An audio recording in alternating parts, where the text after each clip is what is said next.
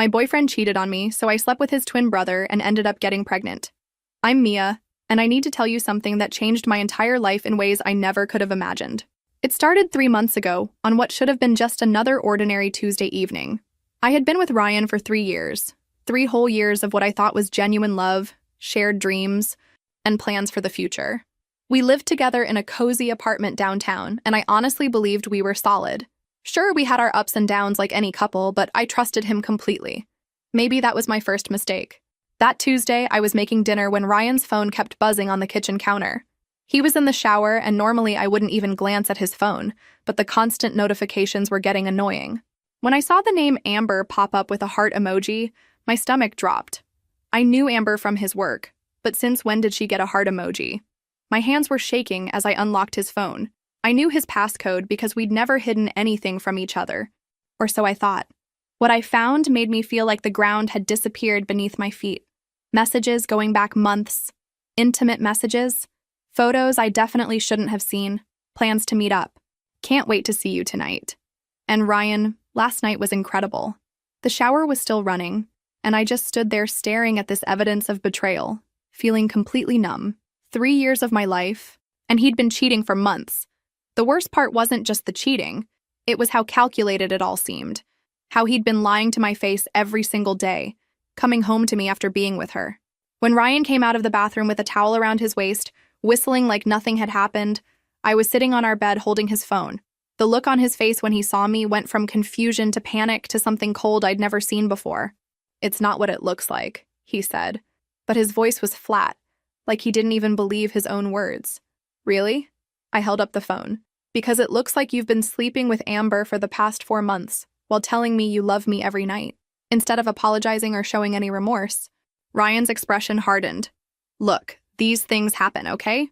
We've been together for 3 years. Things get stale. I was going to tell you eventually. Eventually. Like our entire relationship was just something he'd get around to ending when it was convenient for him." The coldness in his voice was worse than the betrayal itself. I packed a bag while he stood there making excuses, talking about how relationships are complicated and how I was overreacting. Overreacting to finding out my boyfriend of 3 years had been living a double life. I didn't say another word to him. I just grabbed my essentials and walked out of the apartment we'd called home. I drove straight to my best friend Casey's place, barely able to see through my tears. Casey held me while I cried for hours, bringing me tissues and ice cream, letting me ugly cry on her couch. But after 2 days of wallowing, she finally said, "Honey, you need to get out of this apartment. Just for a few hours. You're starting to look like a ghost." I didn't want to go anywhere, but she was right. I felt hollow, like Ryan had taken something essential from me when he chose to betray everything we'd built together. So that Friday night, I let Casey drag me to this little bar called Murphy's about 15 minutes from her place. "Just one drink," she promised. "We don't even have to stay long." The bar was dimly lit with warm yellow lights. Nothing fancy, but it felt safe somehow. Casey ordered us both whiskey sours, and I was nursing mine slowly, barely listening to her talk about her latest dating app disasters, when I looked up and froze. Sitting at the other end of the bar was Ryan. Except it wasn't Ryan. I knew it wasn't Ryan because this version was wearing a gray sweater Ryan would never touch, and his hair was styled differently. But the face, the build, everything else was identical.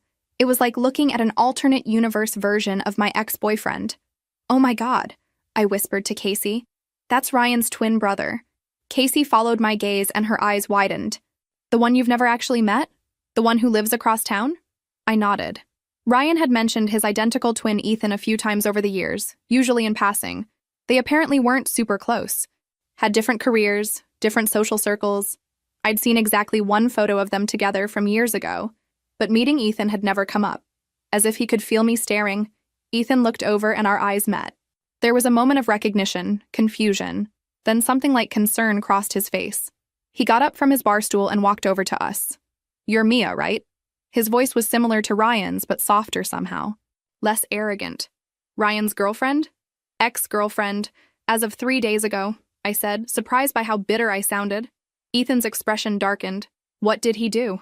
Something about the way he asked made me think he already suspected his brother was capable of hurting me. I found myself telling him everything. About finding the messages, about Ryan's cold reaction, about how he'd made me feel like I was crazy for being upset about his months-long affair. "Jesus," Ethan said. running his hand through his hair. I'm so sorry. I know that doesn't mean much coming from someone who looks exactly like him, but I'm genuinely sorry he did that to you. Casey excused herself to the bathroom, giving us space to talk. Ethan ordered another round, and somehow one drink turned into 3. We talked for hours about everything except his brother. He was an architect, loved hiking, had recently adopted a rescue dog named Charlie. He was funny in a quiet way that was completely different from Ryan's loud, attention-seeking humor. This is probably the weirdest situation ever, I said as the bar started to empty out around 11. Definitely weird, he agreed. But I'm glad Casey dragged you out tonight. You seem like you needed to remember that not all men are complete assholes. When he offered to drive me back to Casey's, I surprised myself by saying, "Actually, would it be okay if I came back to your place? I don't want to be alone with my thoughts tonight, and I don't want to keep imposing on Casey." He studied my face carefully. "Are you sure that's what you want? I don't want you to do something you'll regret just because you're hurting." But I was sure. For the first time in 3 days, I felt like I could breathe again. Ethan's apartment was the complete opposite of the place I'd shared with Ryan. Where Ryan and I had modern furniture and everything perfectly arranged, Ethan's space felt lived in and warm. Books everywhere, architectural sketches pinned to a corkboard, a guitar leaning against the wall. Charlie, a golden retriever mix, greeted us at the door with enthusiastic tail wagging. "He's friendly," Ethan said, scratching behind Charlie's ears. "Rescued him 6 months ago. Pretty sure he's got abandonment issues, so he gets attached to people quickly." We sat on his couch with glasses of wine. Charlie sprawled across both our feet. The conversation flowed easily, but there was an underlying tension neither of us was acknowledging. Every time I looked at Ethan, I saw Ryan's face, but with kindness in the eyes instead of that familiar, selfish calculation. "Can I ask you something?" Ethan said eventually. "What was Ryan like as a boyfriend? I mean, we're not super close, but the way he talks about relationships always seemed selfish." I finished. "Yeah. Everything was always about him. What he wanted, when he wanted it, how he wanted it. I just thought that was normal because I'd never really had a serious relationship before him." "That's not normal," Ethan said quietly. "You deserved so much better than that." The wine had made me bold. Or maybe it was the way he was looking at me like I actually mattered. You know what the worst part is? I feel stupid. Like I should have seen the signs. Like maybe if I'd been a better girlfriend, he wouldn't have needed to look elsewhere. "Hey," Ethan moved closer to me on the couch. "Don't you dare blame yourself for his choices. His cheating had nothing to do with you and everything to do with the fact that he's apparently an entitled asshole who doesn't value what he has." The way he said it, with such conviction, made something break loose in my chest. Before I could overthink it, I leaned forward and kissed him. For a second, he didn't respond, and I panicked, pulling back. "I'm sorry. That was—" "Don't apologize," he said, his voice rough. "I just want to make sure you're doing this for the right reasons." "What if I'm not?" I whispered. "What if I'm doing this because I'm angry and hurt, and I want to feel something other than worthless?" "Then we stop right here," he said. "I'm not going to be part of something that makes you feel worse about yourself later." But the thing is, looking at him, really looking at him, I realized this wasn't just about Ryan or revenge or trying to feel better. There was something about Ethan that drew me in, something genuine that I'd never felt with his brother. "It's not just about him," I said. "This feels different. You feel different." This time when I kissed him, he kissed me back. It was soft at first, tentative, but when I didn't pull away, it deepened into something desperate and hungry. We broke apart breathing heavily, and I could see the conflict in his eyes. "Are you sure?" he asked one more time. Instead of answering with words, I stood up and held out my hand. He took it, and I led him to his bedroom. What happened next was nothing like being with Ryan. Where Ryan had always been impatient and focused on himself, Ethan was attentive and careful, making sure I was okay every step of the way. Afterwards, we lay tangled in his sheets, both of us quiet and processing what had just happened. "This complicates things," he said finally. "I know," I replied, "but I can't bring myself to regret it." "Neither can I," he admitted. "But we can't tell Ryan, at least not yet. He'll find a way to make this about him and ruin it." I agreed, though part of me wondered if keeping secrets was the right way to start whatever this was becoming between us. The following weeks were a strange dance of avoidance and stolen moments. I moved back to my own small studio apartment, the one I'd kept even after moving in with Ryan because something inside me had always known not to give up that safety net. Ethan and I texted constantly, met for coffee during lunch breaks, and spent evenings at his place getting to know each other properly. But avoiding Ryan completely proved impossible. Our friend groups overlapped, and there were social situations I couldn't get out of without looking pathetic. The first time I saw him after that night at Ethan's was at our mutual friend Jake's birthday party. Ryan walked in with Amber hanging off his arm, and I felt sick. "Mia!" Jake hugged me enthusiastically. "I'm so glad you came. I wasn't sure if things would be weird with—" He gestured vaguely toward Ryan. "I'm fine," I lied, accepting the beer he handed me. 20 minutes later, Ethan arrived. I watched Ryan's face when he spotted his twin brother across the room. There was surprise, confusion, and something that looked almost like guilt. They hadn't spoken since before the breakup, and now here they were at the same party. The tension was suffocating. I found myself standing between the two men who looked identical but couldn't have been more different, making awkward small talk while Jake obliviously tried to include everyone in conversation. "So, Ethan," Ryan said with that fake casual tone I knew meant trouble, "what brings you to Jake's party? Don't usually see you at these things." "Jake invited me," Ethan replied simply. His eyes briefly met mine before looking away. "Interesting timing," Ryan said, and I could hear the suspicion in his voice. I excused myself to the bathroom, needing a moment to breathe. When I came back out, I overheard Ryan cornering Ethan by the kitchen. "Pretty convenient that you show up to every event where my ex-girlfriend happens to be," Ryan was saying. "Maybe I'm just trying to be more social," Ethan replied calmly. "Right. Or maybe you're sniffing around my sloppy seconds." I saw Ethan's hands clench into fists, and I quickly walked over before things could escalate. "Everything okay here?" I asked, though the tension was obvious. "Just catching up with my brother," Ryan said with a cold smile. "Isn't that right, Ethan?" The drive home was silent until Ethan finally said, "He knows. He suspects," I corrected. "There's a difference." But I was worried too. Ryan might have been a cheating asshole, but he wasn't stupid. The more time Ethan and I spent trying to be careful around him, the more obvious it became that something was going on. 2 days later, I woke up feeling nauseous. At first, I blamed it on stress. The emotional upheaval of the breakup, starting something new with Ethan, the constant anxiety of running into Ryan. It was enough to make anyone feel sick. But when the nausea persisted for a week, accompanied by exhaustion and a strange metallic taste in my mouth, I started to worry. I tried to calculate dates in my head, but everything blurred together. The breakup, that first night with Ethan, the weeks since then. When I realized my period was late, really late, my blood ran cold. I sat on my bathroom floor, counting and recounting days on my phone calendar, hoping I'd made a mistake. I hadn't. I stared at the 2 pink lines for a full 5 minutes, as if looking at them longer would somehow change the result. But there they were, clear and undeniable, confirming what I already knew in my gut: pregnant.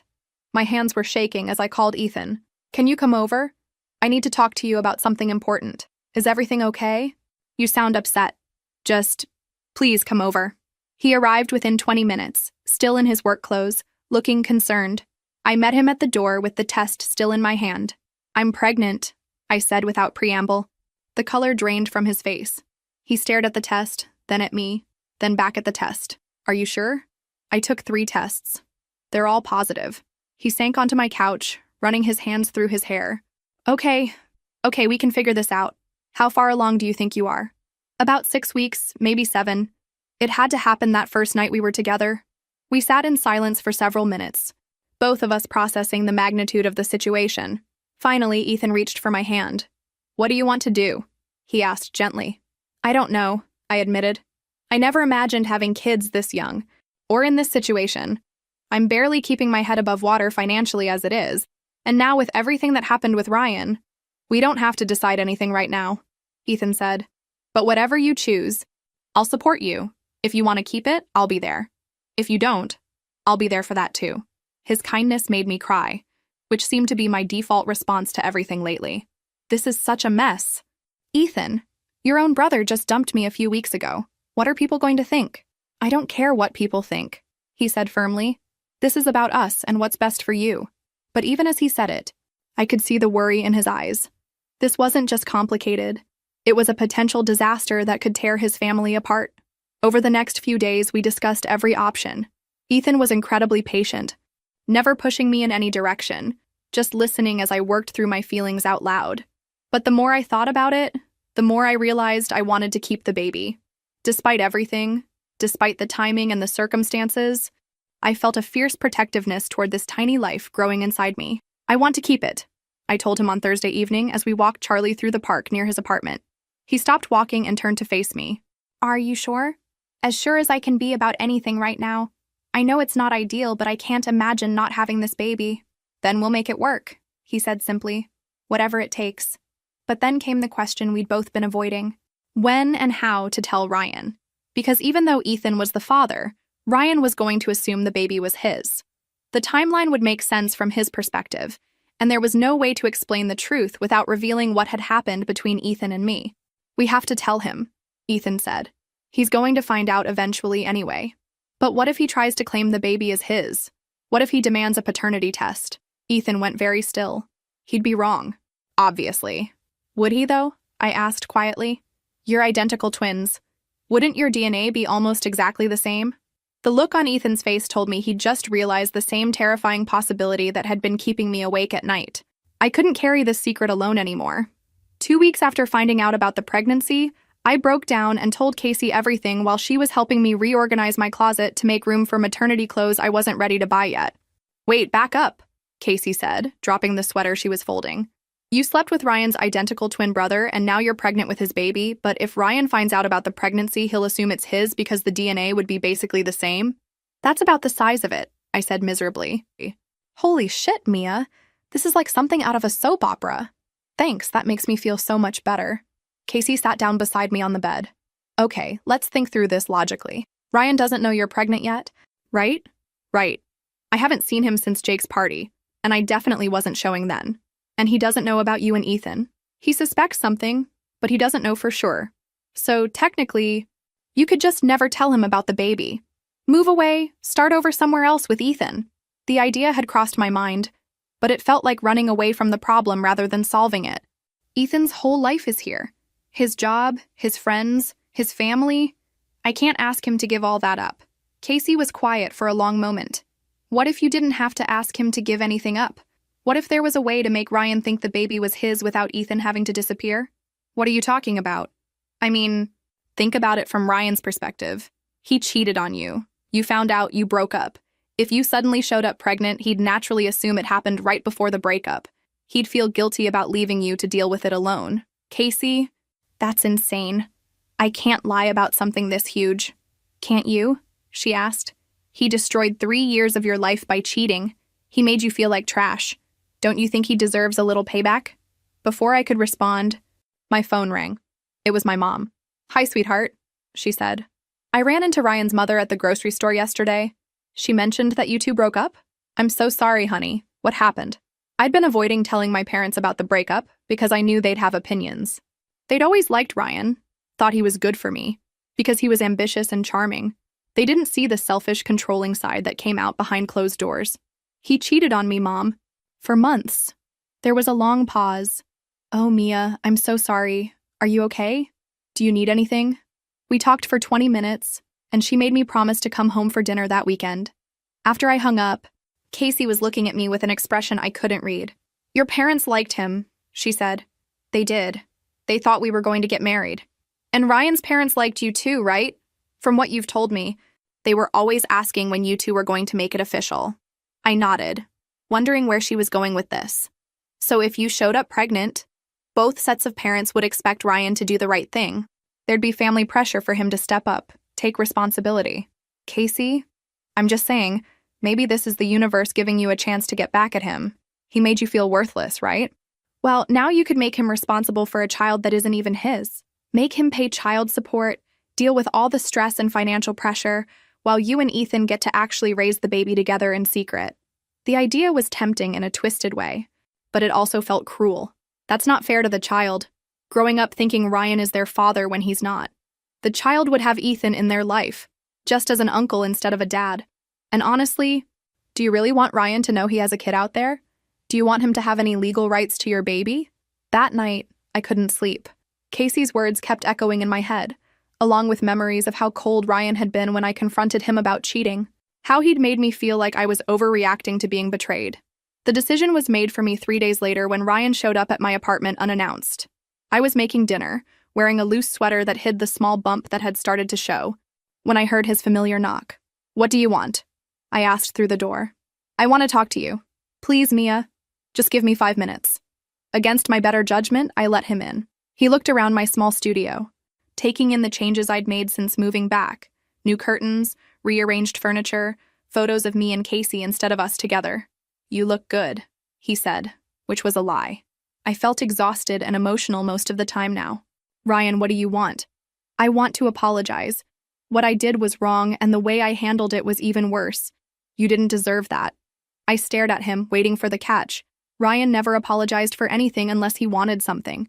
I've been thinking about us a lot lately, he continued. About what we had before things went wrong. We were good together, Mia. We could be good together again. Are you serious right now? You cheated on me for months with Amber. And now you want to get back together? Amber was a mistake. A stupid, meaningless mistake. She didn't mean anything to me. Meaningless. Ryan, you were with her for 4 months. You were planning a future with her while lying to my face every day. That's not true. I never planned a future with her. You're the one I love, Mia. You're the one I want to marry. The word marry hit me like a punch to the gut. 3 years I'd waited for him to talk about marriage. And now, after cheating and humiliating me, he was finally bringing it up. It's too late, I said quietly. Is it because of my brother? My blood went cold. What? Don't play dumb. I've seen you together. The way you look at each other. The way he protects you. Are you sleeping with Ethan? That's none of your business. It is my business when my own brother is moving in on my girlfriend. Ex-girlfriend, I snapped. You gave up any right to have an opinion about my life when you decided to cheat. Ryan stepped closer, and I could see the anger building in his eyes. So you are sleeping with him. Jesus, Mia. How long?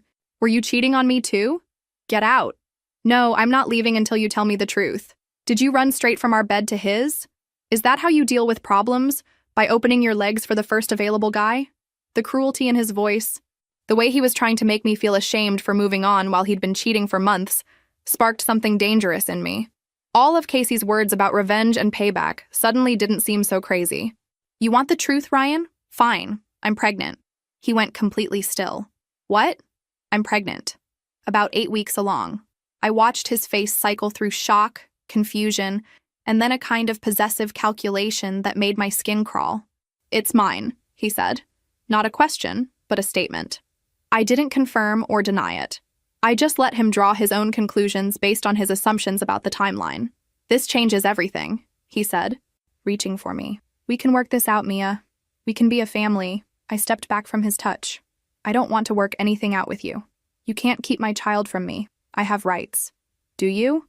Because last I checked, you were too busy with Amber to care about having a family with me. That's over. It's been over. I told you she meant nothing. And I told you it's too late. But I could see the wheels turning in his head. Ryan had always been possessive, and now he thought I was carrying his child. He wasn't going to just walk away from this, no matter what I wanted. Within 2 days of Ryan learning about the pregnancy, both sets of parents knew. I should have expected it. Ryan had always run to his parents when he wanted backup for his decisions. What I didn't expect was my own mother calling me in tears. Honey, why didn't you tell me? She sobbed into the phone. Ryan's mother called me this morning. She said you're pregnant and refusing to work things out with him. Mom, he cheated on me for months. I can't just forget about that because I'm pregnant. But sweetheart, you're having his baby. Don't you think you owe it to the child to at least try? Ryan made a mistake, but he's willing to marry you now. He wants to do the right thing. The right thing. As if marrying me was some kind of noble sacrifice he was making instead of the bare minimum response to thinking he'd gotten me pregnant. I'm not discussing this, Mom. Your father and I think you should at least consider couples counseling, for the baby's sake. After I hung up, I sat in my car outside the office building where I worked as a graphic designer, feeling trapped. This was exactly what Casey had predicted. Family pressure from all sides to give Ryan another chance because of the baby. That evening, Ethan came over with takeout and found me crying on my couch. What happened? He asked, immediately putting the food aside to sit next to me. Everyone thinks I should get back together with Ryan for the baby's sake. My parents, his parents, probably our friends too once word gets out. Ethan's jaw tightened. That's ridiculous. You can't build a life with someone just because you're pregnant. But what if they're right? What if I'm being selfish by keeping the baby from its father? The word tasted bitter in my mouth. Mia, look at me. Ethan took my hands. Ryan is not this baby's father. I am. And I'm going to be there for both of you, no matter what other people think we should do. But how? You can't exactly announce to your family that you're the real father without explaining how that happened. Ethan was quiet for a long moment. There might be a way, he said finally. What if we let everyone think Ryan is the father, at least for now? Let him take the legal responsibility, the financial burden, all of it. Meanwhile, you and I continue our relationship in secret. I'll be in the baby's life as the devoted uncle. When the time is right, when the dust settles, we can figure out how to tell the truth. I stared at him. You're talking about lying to everyone for years. To your parents, to our friends, to the baby. I'm talking about protecting you from having to choose between me and your family's approval. I'm talking about making Ryan pay for what he put you through. The plan was tempting, but it felt like we'd be building our relationship on a foundation of lies. What if we get caught? What if someone finds out? How would they find out? The only people who know the truth are you, me, and Casey. As long as we're careful, there's no reason anyone would suspect. That night, after Ethan left, I called Casey and told her about the conversation. So, he's on board with the revenge plan? She asked. It's not about revenge, Casey. It's about protecting ourselves. Right. And the fact that Ryan will be stuck paying child support for 18 years for a kid that isn't his is just a happy coincidence. I couldn't deny that there was a part of me that wanted Ryan to suffer the way he'd made me suffer. He'd destroyed my trust, made me question my worth, and now he was trying to use the pregnancy to manipulate me into taking him back. I need time to think about this, I told Casey. Don't think too long. The further along you get, the harder it'll be to convince people of whatever timeline you decide on. She was right, and we both knew it. Every day I waited was another day closer to having to make a choice that would affect the rest of our lives. The decision came to me during another confrontation with Ryan. He'd started showing up at my apartment regularly, bringing flowers, takeout from my favorite restaurants, acting like the perfect apologetic boyfriend. It was manipulation, pure and simple, and it was working on everyone except me. I've been thinking about names, he said during one of his uninvited visits, settling onto my couch like he belonged there. If it's a boy, maybe Ryan Jr., or if it's a girl, we could name her after your grandmother. The casual way he assumed control over decisions about my baby made my skin crawl. This was exactly who Ryan was, someone who believed he could charm and bulldoze his way into getting what he wanted, regardless of how anyone else felt about it. I'm not naming my child after you, I said flatly. Our child, he corrected. And I think I should have some say in important decisions like this. You gave up the right to have a say in my life when you decided to sleep with Amber for 4 months. Ryan's mask of patience slipped. When are you going to get over that? I made a mistake, I apologized, and now I'm trying to do the right thing. What more do you want from me? I want you to leave me alone. That's not going to happen. Mia, like it or not, I'm going to be in your life for the next 18 years. We're connected now whether you want to be or not. The smugness in his voice, the way he thought the pregnancy gave him permanent control over me, crystallized everything. In that moment, I realized I had more power in this situation than he knew. Ryan assumed the baby was his, but it wasn't. He was volunteering to take responsibility for a child that belonged to his brother, and I was under no obligation to correct his assumption. You're right, I said quietly. We are connected now. So you'll consider giving us another chance? For the baby? I looked at him sitting there so confidently, so certain he'd manipulated me into accepting him back, and I made my choice. I'll consider it. I lied. The relief on his face was immediate. Really? Mia, you won't regret this. I'll be the best father, the best husband. Things will be different this time. After he left, I called Ethan. I've made my decision about the plan. And I'm going to let Ryan think the baby is his. I'm going to let him take full legal and financial responsibility. And I'm going to make sure he pays for what he put me through. Ethan was quiet for a long moment. Are you sure about this? Once we start down this path, there's no going back. I'm sure. He destroyed 3 years of my life without a second thought. Now he gets to spend the next 18 years paying for a child that isn't even his. What about us? How do we make this work? We'll be careful, we'll be patient, and we'll wait for the right time to be together openly. It wasn't a perfect plan, but it felt like justice. 7 months later, I held my daughter Emma in my arms while Ryan paced the hospital room, talking loudly on his phone about taking paternity leave from work. She was perfect. Tiny fingers, dark hair, and when she opened her eyes, I could already see hints of the intelligence I'd fallen in love with in her real father. Ethan had been there during the birth, of course, but as the supportive uncle-in-law. He'd held back while Ryan cut the umbilical cord and posed for photos, but I caught the look in his eyes when he first saw Emma. Pure love mixed with heartbreak at having to pretend she wasn't his. The DNA test results should be back next week, Ryan announced as he got off the phone. My lawyer wants everything documented properly for custody arrangements. My heart skipped, but I kept my expression calm. I'd known this moment would come. Ryan was too controlling and paranoid to just take my word about paternity, especially given how rocky our relationship had been. That's fine, I said, adjusting Emma in my arms, though I don't know why you think you need a lawyer. We're not fighting about custody. Just being thorough, Ryan said, but I could see the suspicion still lingering in his eyes. Despite my act of grudging reconciliation over the past months, he'd never fully trusted that I'd forgiven him for cheating. The test results came back exactly as I'd expected, a perfect DNA match. Ryan was Emma's biological father according to the lab, which made sense since he and Ethan shared identical genetic markers. The relief on Ryan's face when he read the results was almost comical. I knew it, he said, showing me the paperwork, but it's good to have it officially confirmed. Over the next few weeks, Ryan threw himself into the role of devoted father with the same intensity he brought to everything else in his life. He bought every baby gadget imaginable, researched the best pediatricians, and started a college fund. He also began pressuring me more aggressively about marriage. Emma needs stable parents, he argued during one of his daily visits. She needs her mom and dad together. She needs parents who love and respect each other, I countered. That's not us, Ryan. It could be us. I've changed, Mia. Having Emma has changed everything for me, but he hadn't changed. Not really. He was still the same controlling, self-centered person he'd always been. The only difference was that now he had a reason to justify his behavior. Everything was for Emma's sake. Meanwhile, Ethan visited regularly, playing the role of the doting uncle perfectly. He brought gifts, helped with late-night feedings when Ryan wasn't around, and bonded with Emma in ways that broke my heart because he had to hide how much she meant to him. This is harder than I thought it would be, he admitted one evening when Ryan was out of town on business.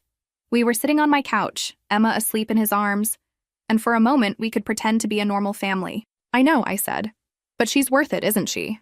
She's worth everything, he replied, pressing a gentle kiss to Emma's forehead. Both of you are. The guilt was starting to eat away at me, though. Watching Ryan genuinely try to be a good father to a child he believed was his, seeing how much he'd invested emotionally and financially in Emma's future, made me question whether what we were doing was right. But then I'd remember how cold he'd been when he admitted to cheating, how he'd tried to make me feel crazy for being upset about his betrayal, and the guilt would fade.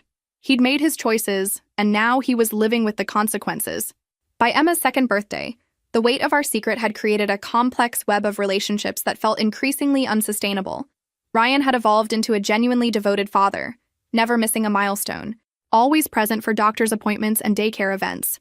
He'd even broken things off permanently with Amber, claiming that being Emma's father had shown him what really mattered in life. I want to propose to Mia again, I overheard him telling Ethan during Emma's birthday party. I know she said no before, but Emma needs her parents married. We need to be a real family. Ethan's response was carefully neutral. That's her decision to make. I know you think I don't deserve her after what I did, Ryan continued, but I've proven myself these past 2 years, haven't I? I've been there for Emma, provided for her, never missed a payment or a visit. You have, Ethan agreed quietly, and I could hear the pain in his voice. The truth was, Ryan had proven himself to be a better father than I'd expected. He was patient with Emma's tantrums, creative in his play with her, and genuinely invested in her development.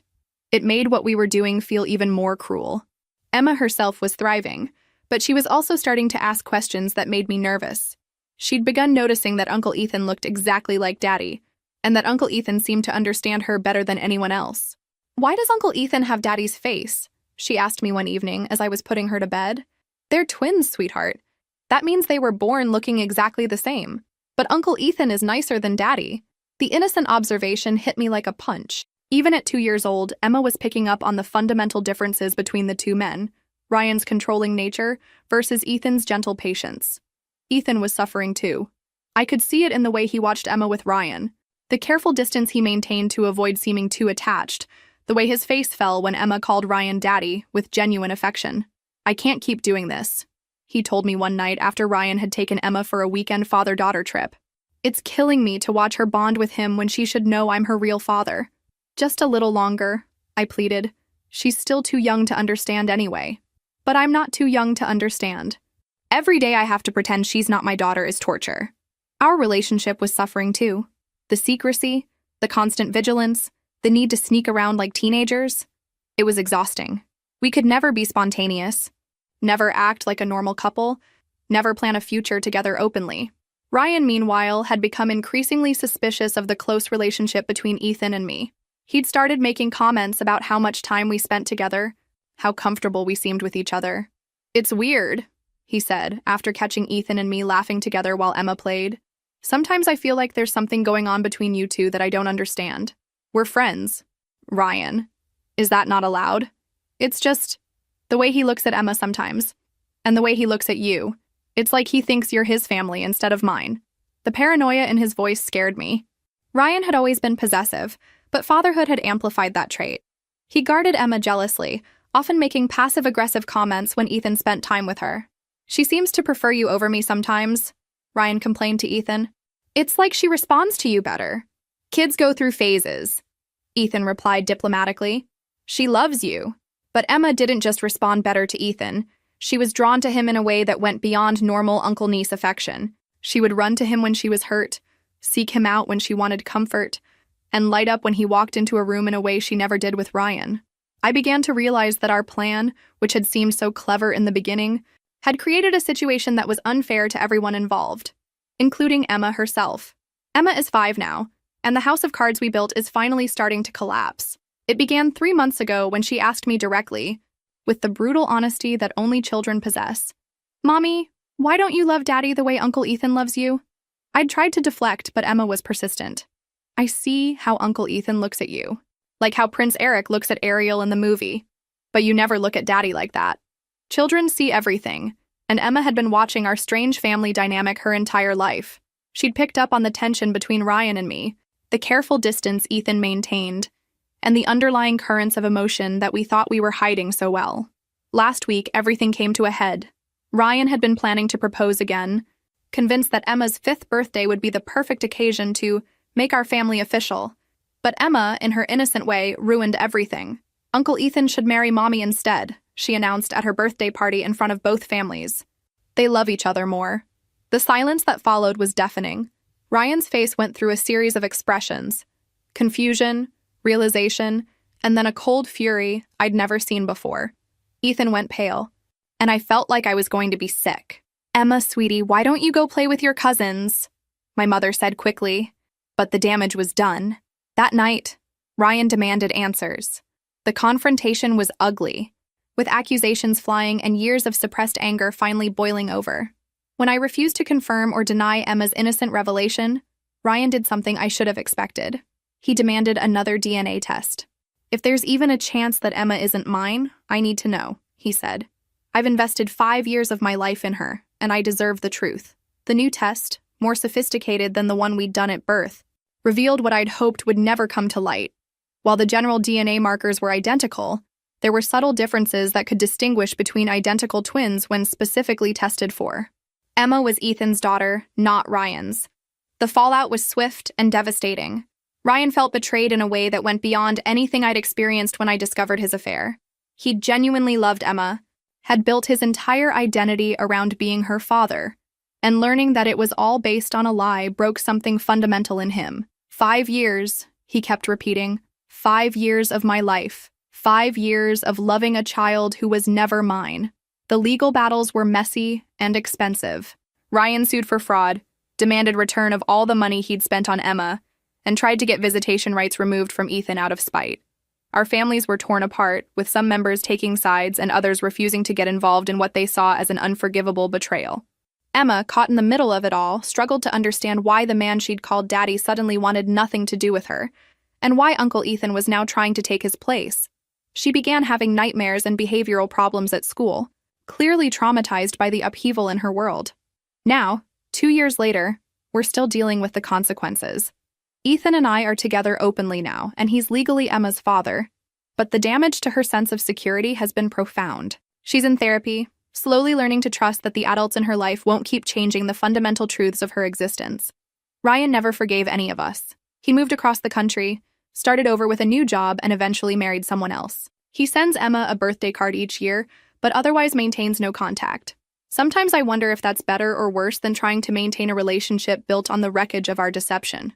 My parents eventually came around, though it took time for them to forgive what they saw as a cruel manipulation of their former future son-in-law. Ethan's family was more understanding, having never particularly liked Ryan anyway, but even they struggled with the deception we'd maintained for so long. Casey, who had encouraged the plan from the beginning, admitted years later that she'd been wrong to push me toward revenge. "I thought you deserved payback," she said. But nobody deserved what happened to Emma. The truth is, I got my revenge on Ryan, but it came at a cost I never anticipated. Emma paid the price for my anger, and that's something I'll have to live with forever. The plan that seemed so perfect in my hurt and rage created trauma for an innocent child who deserved better from all the adults in her life. Ethan and I are happy together now, and Emma is slowly healing, but I often wonder what would have happened if I just told the truth from the beginning. Would it have been messier in the short term? Probably. But it would have been honest, and Emma would have grown up knowing exactly who her father was from day one. Sometimes the sweetest revenge turns out to be the most bitter victory of all.